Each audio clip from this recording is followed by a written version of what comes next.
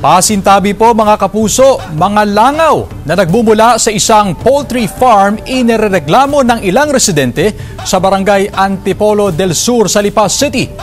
Ang detalye sa report ni Denise Abante ng GMA Regional TV, Balitang Southern Tagalog.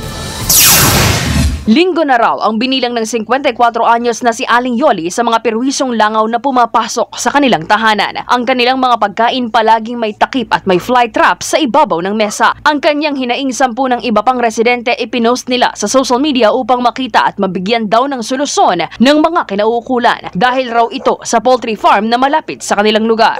Huwag nang hintayin na may magkasakit pa. Hindi kami binibigyan. Nagbibigay sila doon sa ibang area. Kami hindi. Hindi pwedeng isang daan lang at talagang maraming apektado. Nasasayang na rin daw minsan ang kanilang pagkain kapag nadapuan na ng langaw dahil hindi na nila ito makain. Ang hiling lang po namin yung matanggal yung mga langaw, ng gamot. Ayon sa may-ari ng poultry farm, yung rainwater po, hindi po kasi lumalabas ng farm. Dati po nakakalabas siya.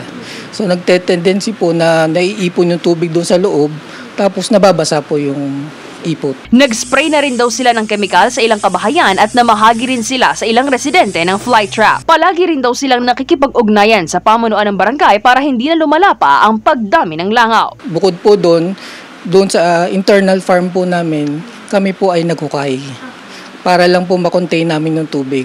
Pero unfortunately, hindi po kaya. Tuloy-tuloy naman po, pag may request po ng spray, pumupunta po kami sa mga bahay-bahay para mag-spray. Ini may dadaan sa ating proseso at kung kinakailangan na ang barangay hindi magbigay ng permit, ay kami po ay sasama doon sa ikabubuti po ng barangay ng Antipolo del Sur. Mariing itinanggi naman ng may-ari ng poultry farm na wala silang binabayarang opisyal ng barangay, taliwas sa sinasabi raw ng ilang residente. Napaka-imposible po nun. Doon na nga lang po sa fly control namin, sa expenses namin, wala na nga po, nauubos na po yung pondo namin. Sinubukang kuhanan ng pahayag ang Lipa City Health Office kaugnay rito ngunit wala pa silang tugon.